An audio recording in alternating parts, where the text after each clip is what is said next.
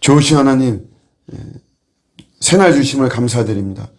오늘도 예수 그리스도 안에서 또 의미 있고 가치 있고 또 특별히 하늘의 신령한 사명을 감당하고 또 내 삶 속에서 나와 함께 하시고 나를 지극히 사랑하시는 예수 그리스도를 발견하는 또 오늘 하루가 되게 하여 주시옵소서.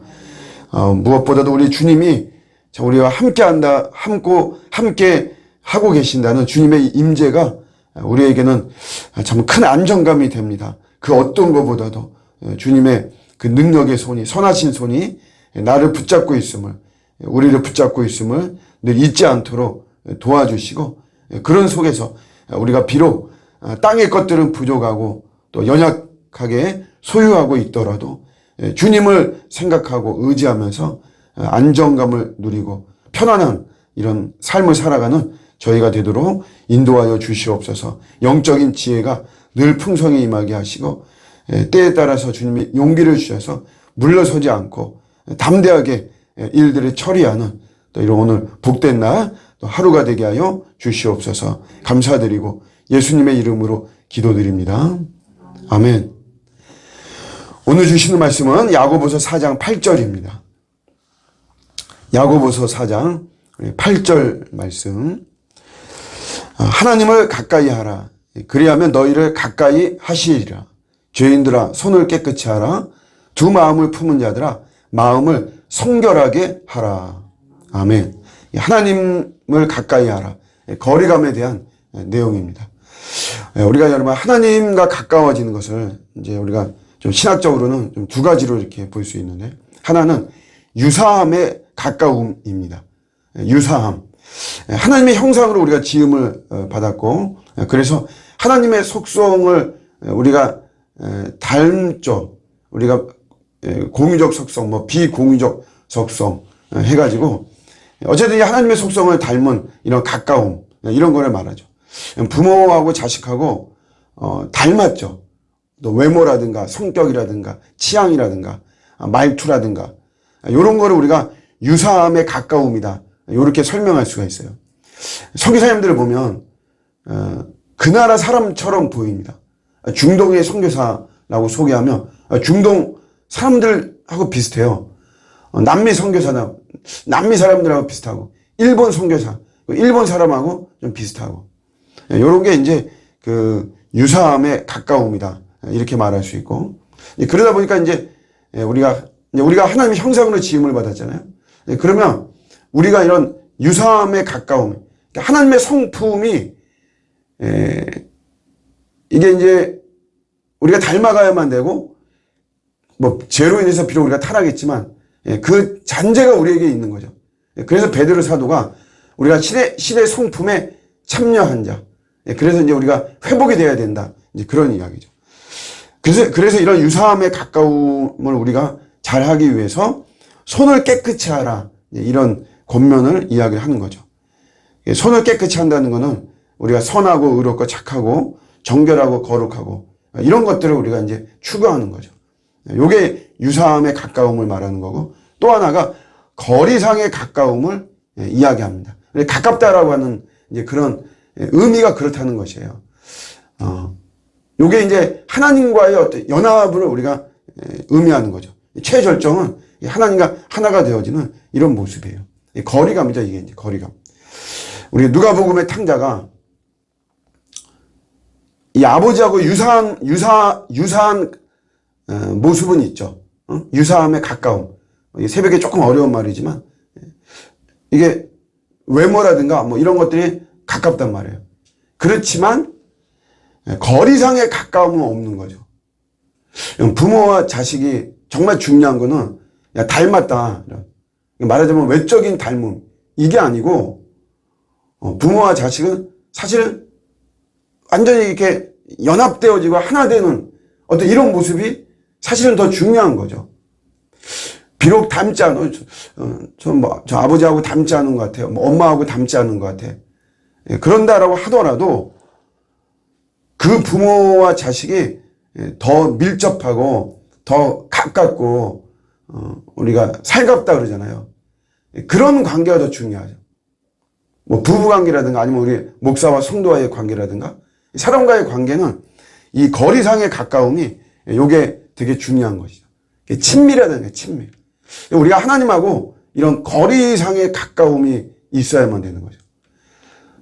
우리 시편 23장에 보시면 여호와는 나의 목자시니 내게 부족함이 없다 그랬어요.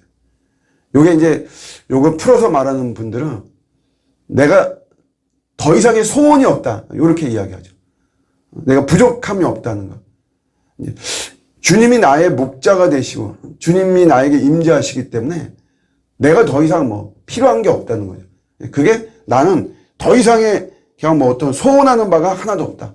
나는 목자이신 당신이 나와 함께 하시는 이것으로도 나는 충분하다. 이것만으로도. 이게 거리상의 가까움을 이야기를 하고 있습니다. 이렇게 되기 위해서 권면하는 게 두 마음을 품지 말라는 거잖아요. 한 마음, 오직 한 마음일 때 우리가 가까운 거죠. 당연한 거 아니겠어요? 부부간에도 두 마음을 품고 있으면 가까울 수가 없는 것이죠. 그런 것처럼 관계는 사실 오직 한 마음이에요. 한 마음. 이렇게 보면 교회도 여러 군데 이렇게 막 연결되는 막 분들이 있잖아요. 뭐 사정상 그러는 것들이 있는데 이렇게 교회 투어하는 분들이 있어요. 교회를 붙어 보면 막 큰 교회, 자기가 무슨 뭐 이렇게 경험도 해야 된다. 그래가지고 뭐 큰 교회들만 이렇게 뭐 투어하고 큰 교회하고 여러 교회들하고 막 연결되고 막 이런 경우가 있거든요. 사실 올바른 모습은 아니에요. 신앙이 성장하지 않습니다. 왜냐하면 여러분 신앙의 성장은 어려움 속에서 성장하는 거예요. 갈등 속에서. 공동체 내에서 갈등이 있고 막 어려움이 있잖아요. 그런 것들을 극복하고 하는 이런 과정 속에서 신앙은 성장하고 영적으로 성숙하는 겁니다. 탄탄대로 같은 뭐 이런 데서는 신앙이 성장하기 어려워요. 지식적으로는 좀 뭐 성장할 수 있겠죠. 그러니까 이런 두 마음이 아니고 관계는 오직 하나죠. 하나. 이게 중요해서 예수님도 요게 이제 방해하는 게 재물이라고 특정해서 딱 이렇게 말씀하시는 거잖아요. 하나님하고 재물하고 겸하여서 섬길 수가 없다. 두 마음이 아니라 하나의 마음을 가져야 된다. 그럴 때 거리상으로 가까운 거죠. 이렇게 하나님하고 가까워질 수 있는 그 다리는 바로 우리 예수 그리스도시죠. 왜냐하면 예수님이 화목제물이 되어주셨잖아요. 그러니까 화목하다는 거는 적대감과 거리감이 두 가지가 해결될 때 가능한 것이죠. 예수님이 화목제물이 되어주셔서 우리는 하나님하고 적대 관계가 아니죠. 더 이상의 원수 관계가 아닙니다. 오히려 친구라고 하는 이런 호칭까지도 우리에게 주셨죠.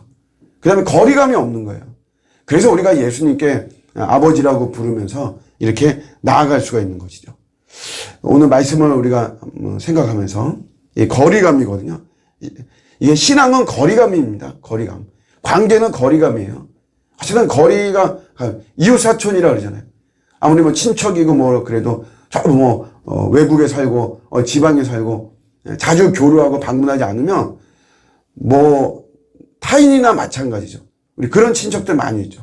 저도 저희 사촌하고도 막 그런데 뭐 몇십 년 돼도 뭐 얼굴 한 번 안 보고. 그러나 이웃사촌은 뭐 매일 보니까 교회 교인들은 뭐 매주 보니까 거리감이 참 중요하거든요. 예수님과의 관계도 마찬가지입니다. 오늘 나는 요즘 누구랑 가까운가 나는 무엇과 가까운가 나의 거리감을 한번 돌아보고 나는 예수님하고 얼마나 가까운가 우리 예수님이 나에게 임재하고 나도 예수님을 생각하면서 우리가 신앙생활을 하는 건데 내가 그 예수님하고 내 거리감이 얼마나 있는가. 예수님이 떠나면 나는 어쩌지? 이런 좀 걱정이 사실 우리는 있는 건가. 사실 우리가 이제 좀 부정적인 이야기지만 우리 배우자가 갑자기 죽으면 어떻게 하나. 우리 가족이 잘못되면 어떻게 되나. 어느 순간에 막 그런 불현듯 그런 생각이 들면 좀 불안하고 좀 찝찝하고 막 그러죠. 나는 예수님과 내가 이렇게 멀어지면 어떻게 되나.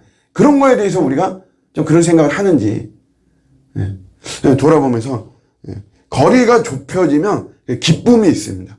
거리가 좁혀지면 내가 사랑하는 사람, 아주 소중한 사람, 그 상대와 좁혀질 때 굉장히 우리는 기쁘죠. 우리 예수님과의 거리감을 잘 우리 돌아보면서 하여튼 주님과 가까워서 손해보는 경우는 절대 없습니다. 예수님과 가까워서 그게 곧 나의 기쁨이고 행복이고 평안이고 안전이 되는 것이죠. 우리 주님과 더 가까워지는 저와 여러분들의 복된 하루가 되시기를 우리 예수님의 이름으로 축복합니다. 아멘.